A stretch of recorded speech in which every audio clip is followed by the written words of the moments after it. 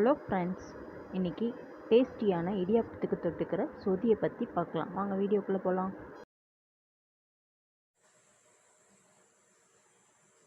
ஒரு கடாயில் 2 ஸ்பூன் எண்ணெய் ஊற்றிக்கணும்.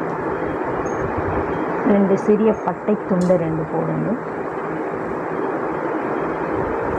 1 ஸ்பூன் சோம்பு போடணும்.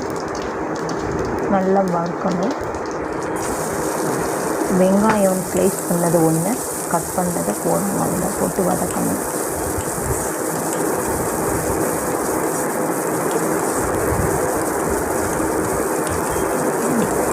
பொன்னிறமாக வர வரைக்கும் வதக்கிட்டு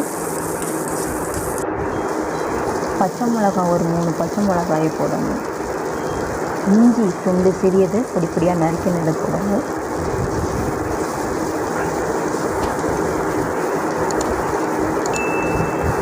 போட்டு நல்லா வதக்குங்க.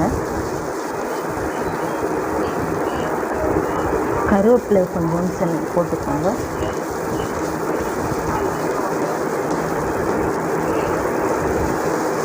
தக்காளி 1 ஸ்லைஸ் பண்ணதை போட்டுக்கோங்க. தக்காளியை நல்லா வதக்கிக்கோங்க. வதக்கினோடனே பீன்ஸ், கேரட், உருளைக்கிழங்கு பொடியாக நறுக்கினது 1 கப், அதை போட்டுக்கோங்க.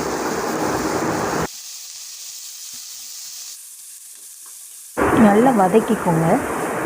அப்படியே கொஞ்சம் நேரம் வதக்கிட்டு 1/2 டம்ளர் தண்ணி விட்டு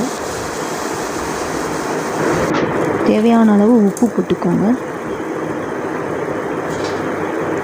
நல்லா கலந்து விட்டுட்டு ஒரு மூடியை போட்டு மூடி வச்சுருங்க. கொதிச்ச உடனே 2வது பால் 1 கப்பை விடணும். நல்லா கலந்து விட்டுறணும். அது ஒரு கொதி வரணும். நல்லா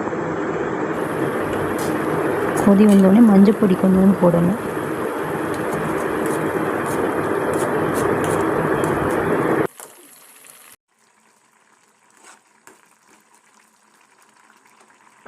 நல்லா கொதித்த உடனே முதல் பாலை விட்டு அடுப்பை ஆஃப் பண்ணிடணும்.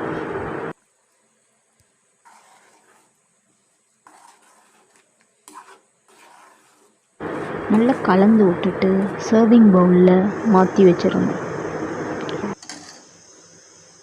இடியாப்பத்துக்கு சூப்பரான சைட் டிஷ் ரெடி.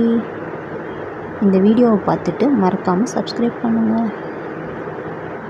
இந்த டிஷ்ஷை ட்ரை பண்ணி பார்த்துட்டு கமெண்ட் செக்ஷனில் கமெண்ட் பண்ணுங்கள். அடுத்த வீடியோவில் பார்க்கலாம்.